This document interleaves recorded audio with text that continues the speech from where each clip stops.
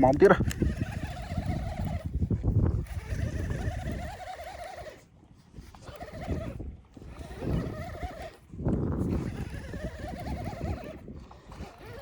Tối mùi này ấy mà thông mà nhà lui lục sụp.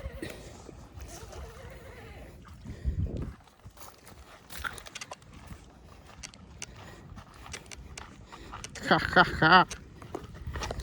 đúng đi đâu mà.